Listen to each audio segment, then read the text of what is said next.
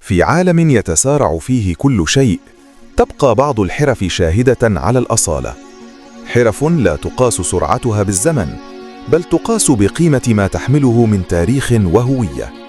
هنا بين خيوط الصوف وبين أنامل خبرة الصبر والإتقان تولد حكاية جديدة، حكاية وسادة صنعت بروح التراث وبنبض الحرفة الأصيلة. الصوف مادة طبيعية لطالما كانت جزءاً من حياة الإنسان، تمنح اليوم حياة جديدة حين تمر بمراحل دقيقة تبدأ بالتنظيف والتمشيط ثم التحضير والتشكيل، لتصبح في النهاية منتجاً يجمع بين الراحة والجمال.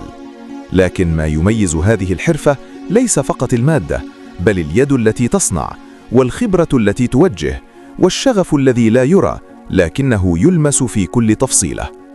هذا هو حمزة، واحد من الحرفيين الذين اختاروا أن يحافظوا على هذا الإرث ويحولوه من مجرد ماضٍ إلى حاضر نابض بالحياة. يتأمل، يخطط، ثم يبدأ العمل بخطوات واثقة، كل حركة مدروسة، وكل مرحلة تحمل معنى، وكأنه لا يصنع وسادة فقط، بل يعيد كتابة قصة من قصص التراث.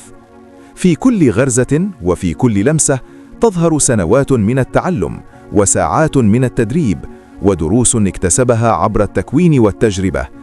الحرفة هنا ليست عملاً يومياً فقط، بل مسؤولية تجاه موروث ثقافي يستحق أن يحافظ عليه وأن ينقل للأجيال القادمة. ومن خلال التكوين المهني تتحول هذه الحرف من مهارات تقليدية إلى كفاءات حديثة قادرة على المنافسة ومواكبة متطلبات السوق دون أن تفقد روحها الأصيلة. التكوين يمنح الحرفي أدوات جديدة ويفتح أمامه آفاقاً أوسع ليطور إنتاجه ويحسن جودة عمله ويحول شغفه إلى مشروع مستدام. حمزة مثال حي على ذلك، حيث التقى الشغف بالتكوين والخبرة بالإرادة، فكانت النتيجة منتجاً يحمل بصمة الإتقان.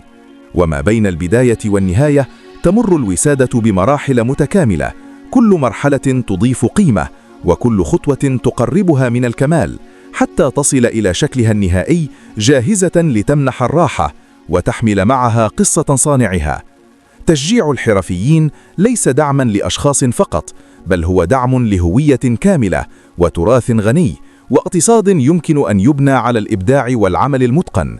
حين نقدر هذه الحرف نحافظ على ذاكرتنا ونمنح الفرصة لمواهب شابة لتبدع وتستمر وتصنع مستقبلها بيديها. الحرف التقليدية ليست من الماضي، بل هي جزء من الحاضر وأمل في المستقبل إذا ما وجدت من يدعمها ويؤمن بها. وهنا في هذا العمل البسيط في ظاهره العميق في معناه تتجسد قيمة الإنسان حين يبدع وقيمة الحرفة حين تصان. فلنشجع الحرفيين ولنثمن أعمالهم، ولنعد الاعتبار لليد التي تصنع بصدق وبحب وبإتقان، لأن في كل وسادة تصنع حكاية، وفي كل حكاية جزء منا.